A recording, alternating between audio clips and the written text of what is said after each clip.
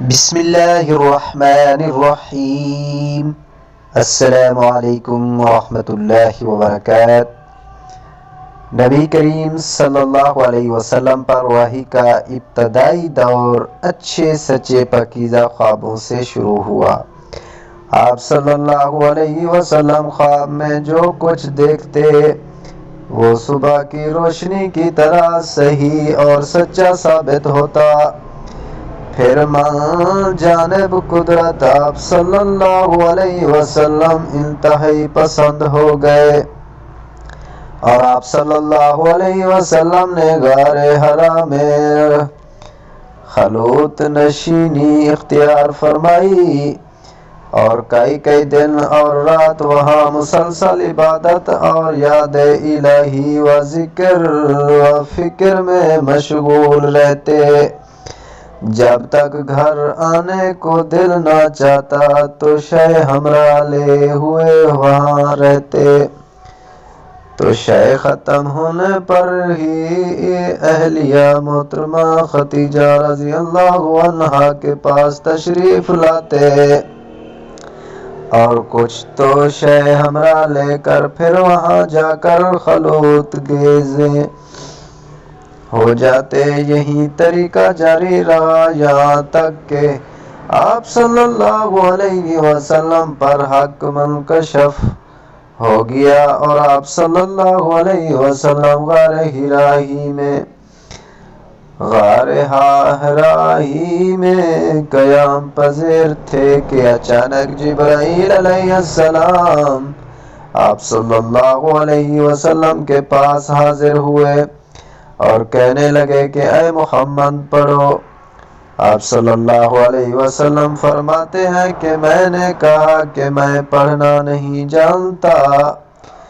آپ صلی اللہ علیہ وسلم فرماتے ہیں کہ فرشتے نے مجھے پکڑ کر اتنے زور سے بھینچا کہ میری طاقت جواب دے گئی۔ پھر مجھے چھوڑ کر کہا پڑھو۔ میں نے پھر وہی جواب دیا کہ میں پڑھا ہوا نہیں ہوں۔ اس فرشتے نے مجھ کو نہایت ہی زور سے بھینچا کہ مجھ کو سخت تکلیف محسوس ہوئی۔ پھر اس نے کہا پڑھو۔ میں نے کہا کہ میں پڑھا ہوا نہیں ہوں۔ فرشتے نے تیسری بار مجھ کو پکڑا اور تیسری مرتبہ پھر مجھ کو بھینچا۔ پھر مجھے چھوڑ دیا اور کہنے لگا کہ پڑھو اپنے رب کے نام کی مدد سے جس نے پیدا کیا اور انسان کو خون کی پھٹکی سے بنایا۔ پڑھو اور آپ کا رب بہت ہی مہربانیاں کرنے والا ہے۔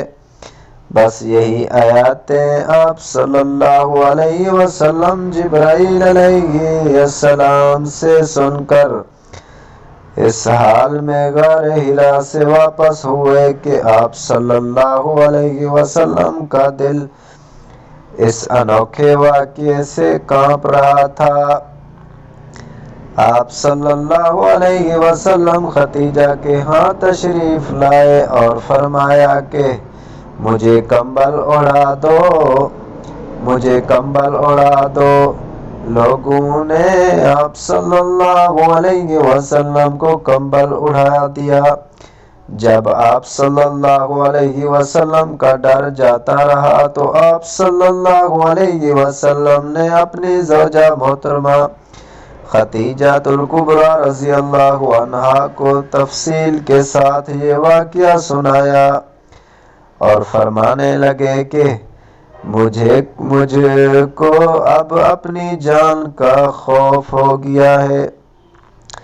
آپ صلی اللہ علیہ وسلم کی اہلیہ محترمہ خدیجہ رضی اللہ عنہا نے آپ صلی اللہ علیہ وسلم کی ڈھارس بندھائی اور کہا کہ آپ کا خیال صحیح نہیں ہے۔ اللہ کی قسم آپ کو اللہ کبھی رسوا نہیں کرے گا۔ آپ تو اخلاق فاضلہ کے مالک ہیں، آپ تو کنبہ پرور ہیں۔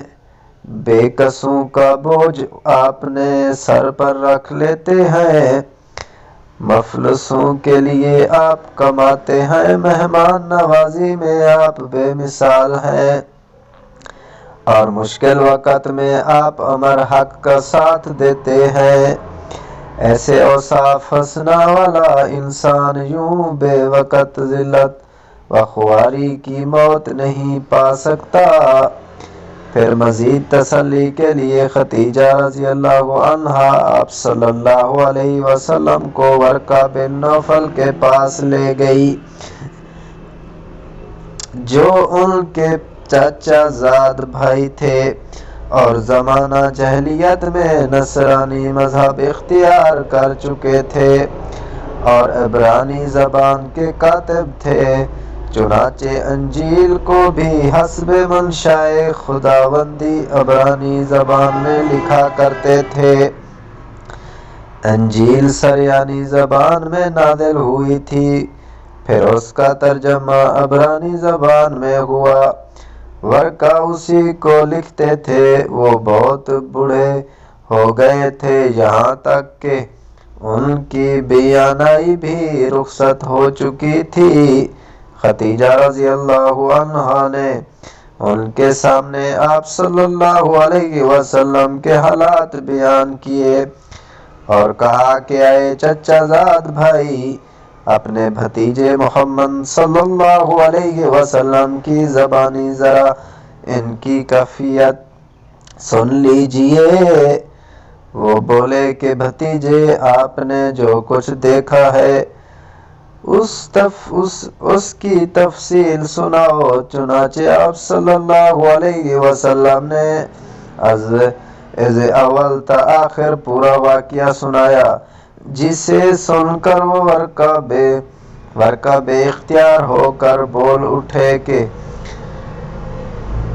یہ تو وہی ناموس معزز رازدان فرشتہ ہے جسے اللہ نے موسیٰ علیہ السلام پر وحی دے کر بھیجا تھا۔ کاش میں آپ کے اس عہد نبوت کے شروع ہونے پر جوان عمر ہوتا، کاش میں اس وقت تک زندہ رہتا جبکہ آپ کی قوم آپ کو اس شہر سے نکال دے گی۔